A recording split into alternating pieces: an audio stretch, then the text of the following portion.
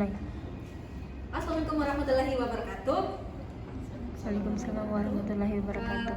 Hai teman-teman, jadi kita dari kelompok 2 di sini kami akan membahas mengenai artikel yang berjudul Blue Carbon Storage in Seagrass Communities is Partial Offset by CH4 and N2O Flux. Nah, atau bagaimana penimbunan blue carbon di komunitas Padang Lamun itu dipengaruhi oleh pelepasan gas metana atau CH4 dan juga flux dari N2O. Oke? Nah, sebelum itu perkenalkan di sini kami dari kelompok 2 yang mana saya sendiri adalah Sri Lestari. Di sini ada Andi Wafid Maulida dan juga ada Mutmainah. Nah, langsung saja tanpa menghabiskan waktu, langsung saja akan dibahas oleh Saudara Wafid. Baik, terima kasih atas kesempatannya. Assalamualaikum warahmatullahi wabarakatuh. Di sini sebelum saya masuk ke inti dari pembahasannya, di mana saya akan menjelaskan sedikit tentang blue carbon, di mana blue carbon yaitu adalah karbon yang disimpan di ekosistem laut, khususnya padang lamun, mangrove dan rawa-rawa pesisir. Nah, karbon dioksida ini dari atmosfer itu diserap dan disimpan tanaman dan sedimen di ekosistem lamun. Nah, di jurnal tersebut ini dia akan memfokus pada ekosistem penyerapan karbon di ekosistem lamun. Nah, lamun ini memiliki kemampuan menimbun karbon tetapi juga menghasilkan CH4 dan N2O. Selanjutnya, ada penyerapan karbon itu, di mana penyerapan karbon itu disebabkan oleh akumulasi karbon organik autochthonous dan allophthalmos di dalam sedimen, yang dimana karbon organik autochthonous itu yang bahan organik dari kolam air yang mampu berfotosintesis seperti halnya dengan alga dan tumbuhan laut yang mampu berfotosintesis. Nah, untuk karbon organik allophthalmos ini, yang dimana bahan organik dari darat yang mampu diuraikan oleh detritus seperti halnya dengan daun atau serasa yang jatuh dari pohon-pohon yang ada di daratan. Nah, untuk melakukan penyerapan karbon ini ada proses yang sangat penting, di mana ada proses fotosintesis, yaitu dilihat dari atas bawah. Proses fotosintesis ini akan, di mana karbon dioksida atau air itu akan menghasilkan gula atau glukosa dan oksigen. Selanjutnya, dilihat dari siklus di atas ini adalah di mana siklus ini adalah ilustrasi skematis nasib produksi primer, di mana diketahui bahwa karbon yang ada di udara itu sudah banyak, sehingga untuk meminimalisir karbon yang ada di udara itu kita ada yang dinamakan penyerapan, di mana penyerapan itu akan menghasilkan produksi primer bersih, dan di mana produksi primer bersih itu akan bisa dikonsumsi oleh organisme atau biota yang pemangsa. Nah, produksi primer ini juga diekspor, yang dimana yang diekspor itu adalah tumbuhan lamun yang sudah mati lalu disimpan di ekosistem yang berada di sekitar ekosistem lamun tersebut. Nah, produksi primer bersih ini juga disimpan di padang lamun, yang dimana digunakan untuk pertumbuhan lamun itu sendiri, sehingga di sedimen lamun itu ada beberapa yang memiliki kekurangan oksigen, yaitu anaerob, sehingga menghasilkan CH4 dan N2O. Nah, untuk karbon sendiri juga ini mampu diserap, penyerapannya itu juga melalui partikel allophthalmos dan disimpan diserap di sedimen lamun sendiri. Nah, untuk jurnal ini juga akan menjelaskan tentang pengukuran aliran CH4 dan N2O di N2O di sedimen air, yang dimana lamunnya itu yang diambil adalah lamun Halophila ovalis, Posidonia australis dan Zostera mulleri yang berada di Danau Wallis. Nah, dan dia juga akan menjelaskan tentang pengukuran aliran CH4 dan N2O di atmosfer air yang diukur pada lamun Rumpia megacarpa di Danau Walangot. Nah, penjelasan lebih lengkapnya itu akan dijelaskan oleh Saudari Mutmainah.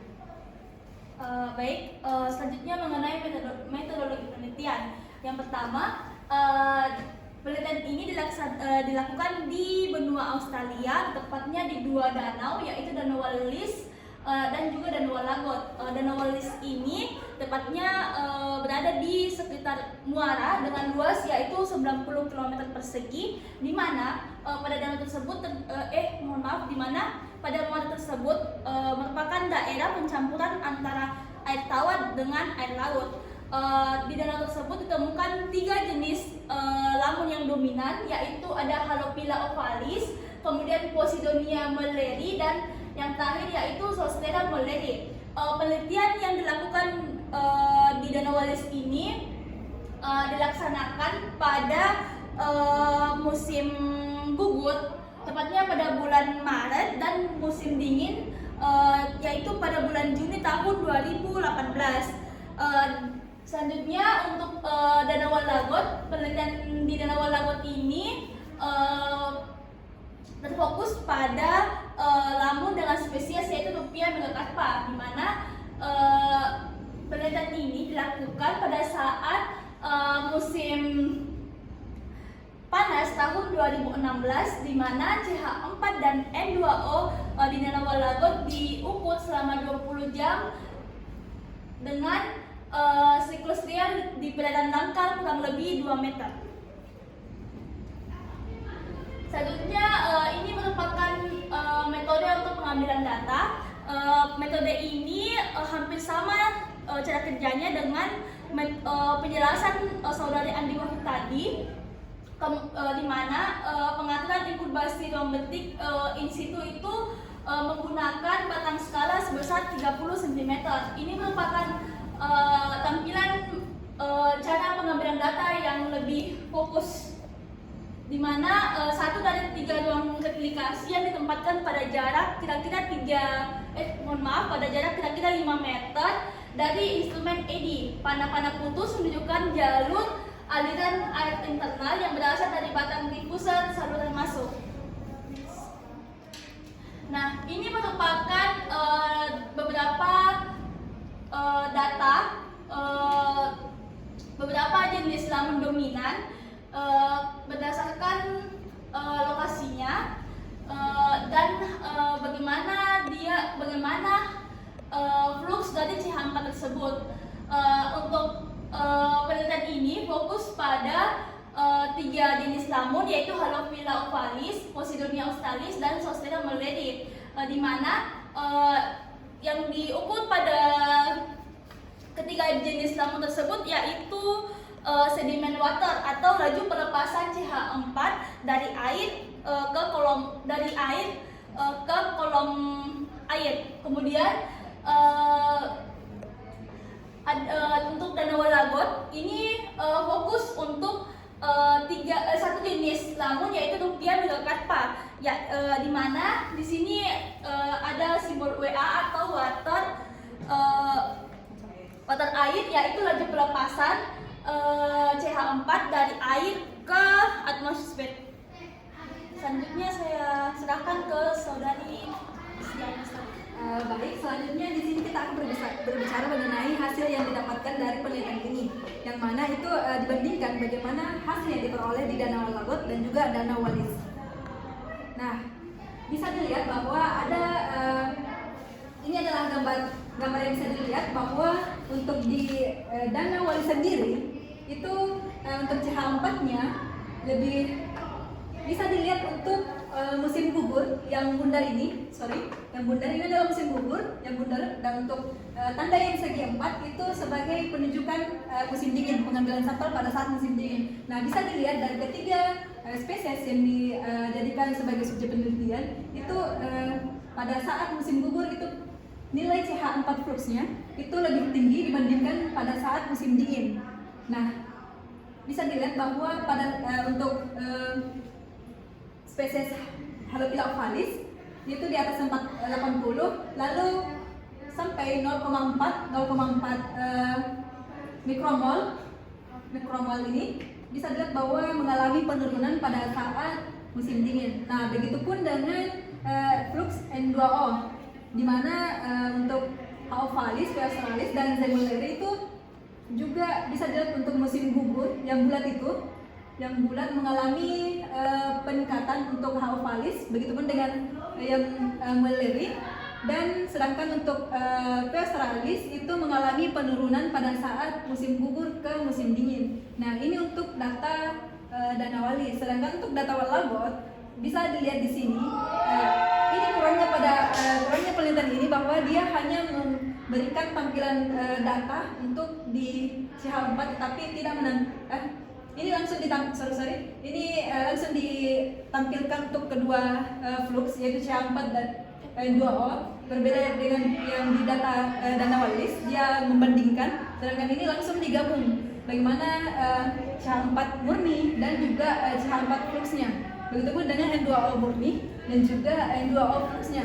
Nah, bisa dilihat bahwa untuk waktu pada jam 9 itu kecepatan anginnya sebesar 80. Ini adalah kecepatan anginnya. Kemudian pada jam 4 ini, pada jam 14 atau jam 2 itu mengalami penurunan sebesar minus 1,5. Ini adalah kecepatan anginnya. Nah, untuk CH4 fluxnya itu bisa dilihat pada garis yang berwarna abu-abu ini. Ini adalah garis CH4 flux. Sedangkan untuk N2O fluxnya bisa dilihat ini yang warna hijau kebiruan. Nah, untuk CH4 fluxnya itu dimulai pada saat jam 9. Pada saat jam 9 lewat itu diperoleh nilainya sebesar di atas mendekati 60 mikromol. Nah, ini adalah jumlah flux yang dihasilkan pada saat jam 10. Kemudian untuk N2O fluxnya itu sebesar minus 2 mikromol untuk N2 fluxnya. Nah, bisa dilihat itu mengalami fluktuasi antara CH4 dan juga N2O. Ini fluktuasi ini dipengaruhi oleh kecepatan angin yang ada di wilayah Danau Walagot. Oke, next. Nah, untuk pengimbangan blue karbonnya, khususnya di Danau Walis, itu bisa dilihat pada data ini, yang mana untuk CH4-nya bisa dilihat di sini.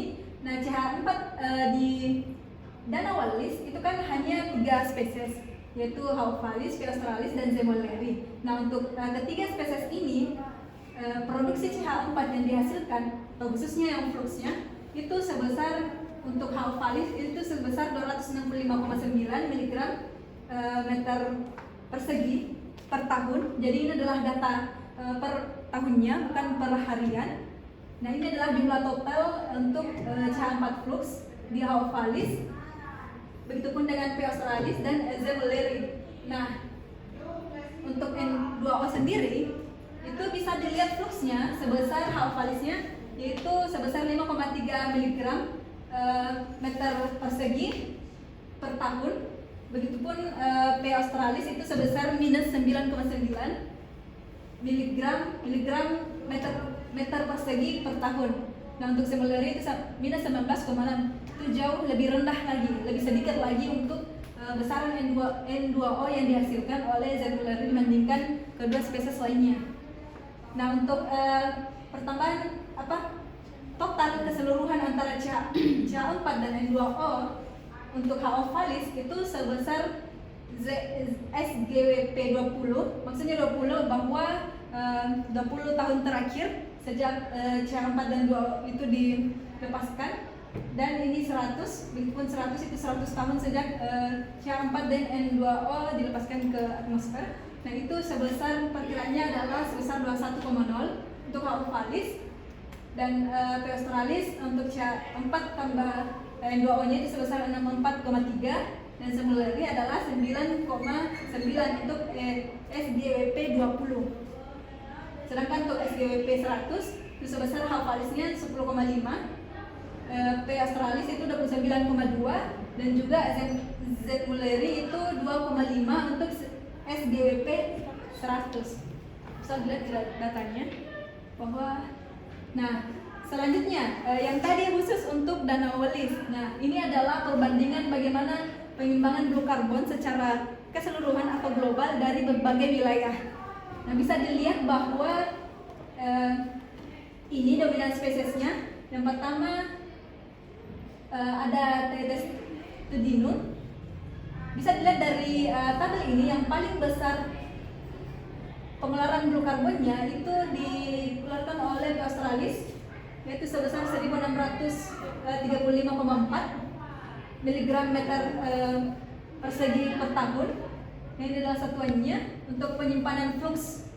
Sedangkan yang paling sedikit itu disumbangkan oleh T ciliatum, yaitu hanya sebesar 18,9. Ini adalah jumlah yang paling sedikit jika dibandingkan dari jenis lain untuk penyimpanan flux CH4-nya. Nah, bisa dilihat ini adalah beberapa referensi yang jadi patokan untuk pengambilan data ini. Begitupun dengan ini seperti yang saya sampaikan tadi bahwa juga ada SGWP 20 dan juga 100.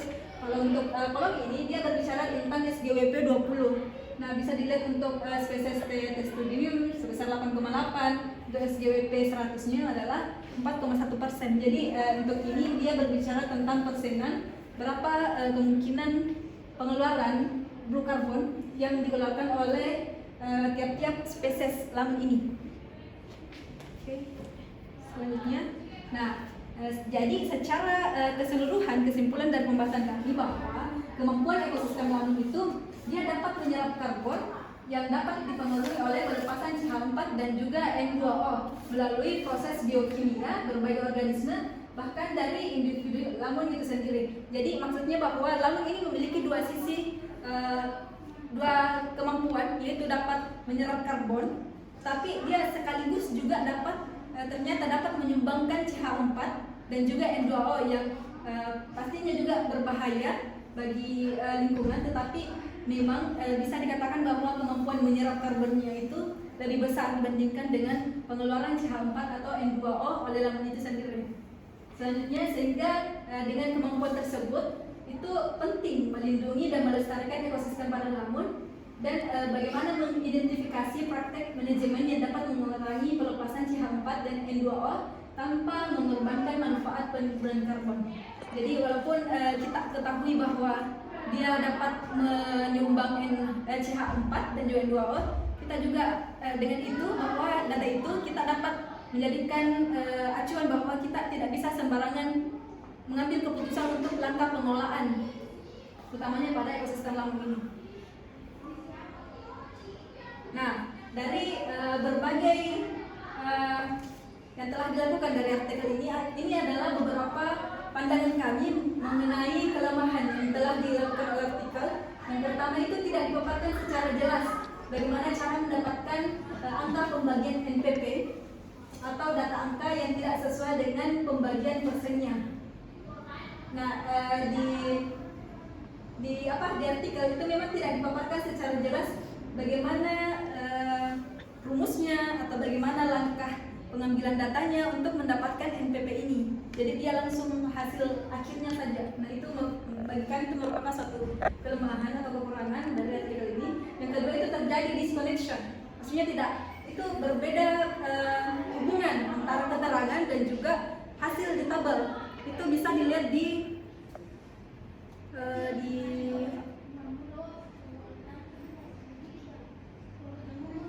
Nah, bisa dilihat bahwa di SW-nya itu dikatakan bahwa nomor 1 hingga nomor 16 itu termasuk SW. Sedangkan bisa dilihat di sini untuk keterangannya SW ternyata dia sampai dengan 17. Jadi 18. Jadi harusnya di sini untuk keterangan SW dia 1 sampai 18, sedangkan WA-nya itu mulai dari 19 hingga 24, bukan 17 sampai dengan 22. Itu merupakan suatu kelemahan bagi kami karena terjadi disconnection antara keterangan dan juga keterangan yang ada. Nah, yang ketiga itu memasukkan data ke tabel 3.1 yang tidak secara penuh. Tidak secara penuh, bisa dilihat di artikel bahwa keterangannya itu berbicara tentang harian atau D pangkat -1, yang artinya bahwa kalau untuk harian berarti dia berbicara tentang data siang dan malam, sedangkan data di tabelnya itu untuk nomor 4, 6, 7, 19 dan 21 itu hanya satu saja, misal hanya data harian atau data malam saja. Jadi dia tidak secara 24 jam atau minimal 20 jam. Makanya menurut kami itu adalah suatu kelemahan yang harusnya memang sesuai dengan judul yang ada. Nah, selanjutnya yang keempat itu tidak menampilkan peta lokasi. Jadi kita tidak ketahui. Jadi untuk mengetahui lokasinya, kami dari tim 2 itu mengecek secara manual titik koordinat yang dimasukkan. Jadi itu tidak menampilkan peta lokasi. Nah, selanjutnya itu perbandingan waktu, tempat, spesies dan jumlah spesies yang berbeda antara Danau Wallagot dan juga Danau Walis, yaitu sangat berbeda. Di mana ada untuk Walis itu dilakukan pada tahun 2018, sedangkan Wallagot pada tahun 2016. Jadi sangat timpang tindih, sangat berbeda untuk dilakukan perbandingan. Untuk jumlah lamunnya juga berbeda, ada yang 3 spesies, ada yang 1. Untuk spesiesnya bahkan dia sangat berbeda, nama spesiesnya itu merupakan menurut kami itu tidak dapat dijadikan sebagai perbandingan antara dua lokasi. Nah, yang selanjutnya adalah tidak ada data SW di Wallagot di pengimbangan blue carbon. Bisa dilihat di ini data ini. Nah, untuk pengimbangan blue carbon dia hanya menampilkan tentang data Walis. Jadi tidak ada data tentang bagaimana pengimbangan blue carbon di Danau Wallagot. Mungkin hanya itu dari kami. Mohon maaf jika ada kekurangan. Kurang lebihnya kami mohon maaf. Assalamualaikum warahmatullahi wabarakatuh. Waalaikumsalam warahmatullahi wabarakatuh.